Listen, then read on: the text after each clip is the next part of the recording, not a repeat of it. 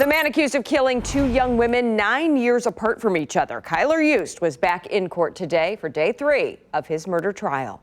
A mushroom hunter found the remains of Kara Kopetsky and Jessica Runyons back in 2017. Prosecutors say both women tried to end their relationship with YUST before their disappearances and deaths. He is charged with 2 counts of first-degree murder. KCTV5's Emily Rittman is live for us now outside the Cass County Justice Center for more on today's proceedings. Emily.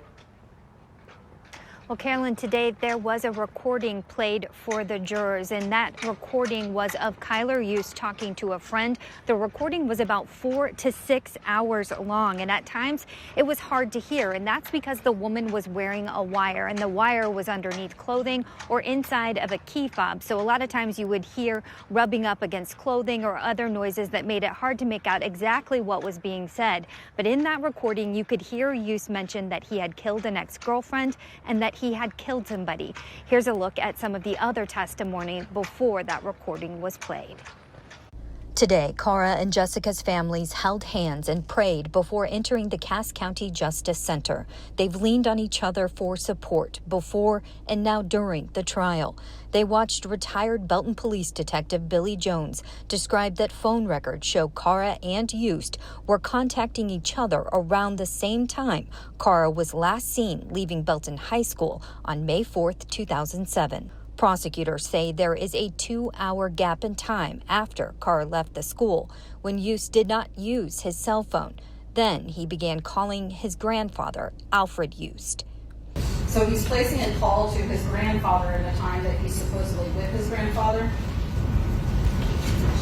YUST defense attorneys repeatedly asked why Belton police did not receive GPS location data for YUST's phone. Jones said they sent a subpoena but never received the data. Then Nick Yeats took the stand to say YUST, who was once his roommate and bandmate, confessed to him that YUST killed Kara. At some point, when we had been drinking at a party at his house, we had gone up to Burger King and he had confessed to me that he'd killed Kara. Then jurors heard from Candace St. Clair, whose last name was once Matthews, who says YUST attacked her when she dated him in 2010. He then proceeded to get on top of me, to put his hands around my neck, hand over hand, to crush my trachea. He told me that I was not allowed to leave. The defense asked Matthews why she did not report the attack to police, but did post about it in a Facebook group searching for justice for Kara. And that long recording that we told you about, it was still being played for the jurors when we came outside to bring you this live report. We will have much more on what that recording said coming up later on KCTV5 News at 5 and 6. Reporting live, Emily Rittman, KCTV5 News. Thank you, Emily, for today's update. Now,